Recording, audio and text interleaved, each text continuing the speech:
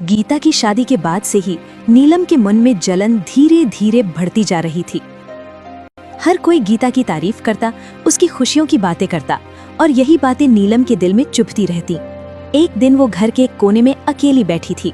उसके चेहरे पर गुस्सा और आंखों में नफरत साफ झलक रही थी। गीता, गीता, हर जगह बस उसी का नाम, जैसे इस घर में और कोई है ही नहीं। सब कुछ उसे ही मिलना था क्या?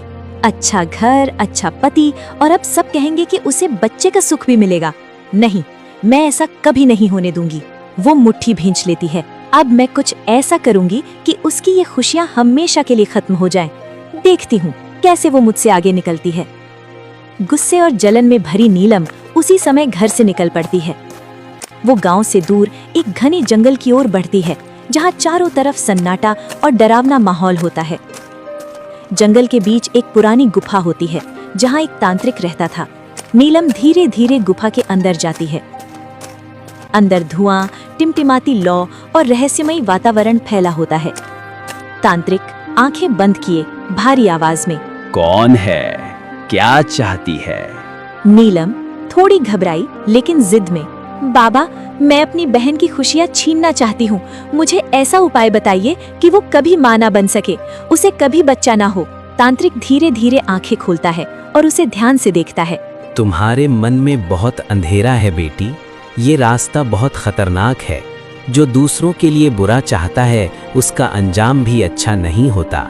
नीलम गुस्से में, मुझे अंजाम की परवाह नहीं, मुझे बस अपना बदला चाहिए। तांत्रिक कुछ देर सोचता है, फिर एक छोटी सी पुड़िया निकालता है।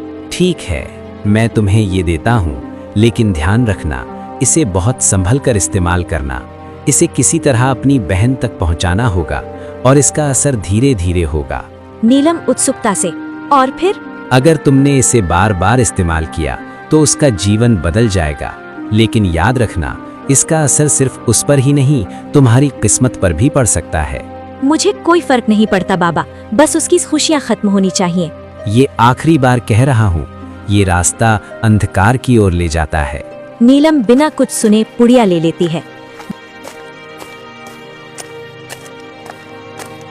गुफा से बाहर निकलते ही उसके चेहरे पर एक खतरनाक संतोष दिखाई देता है। अब सब कुछ बदल जाएगा गीता, अब तुम्हारी बारी है सब कुछ खोने की। वो हंसते हुए वहां से चली जाती है।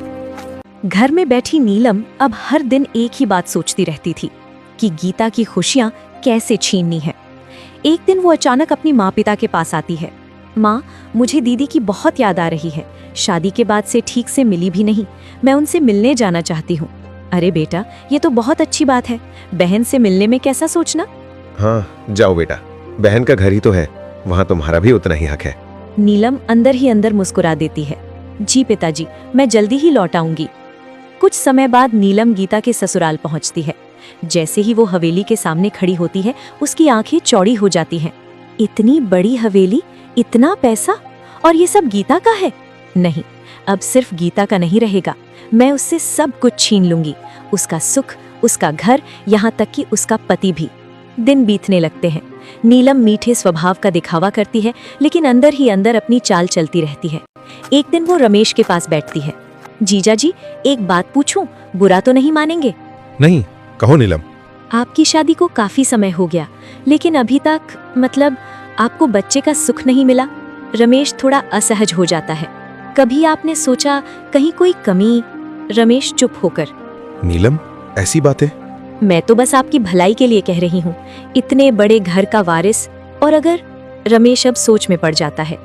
धीरे धीरे नीलम की बातें रमेश के मन में जगह बना लेती हैं।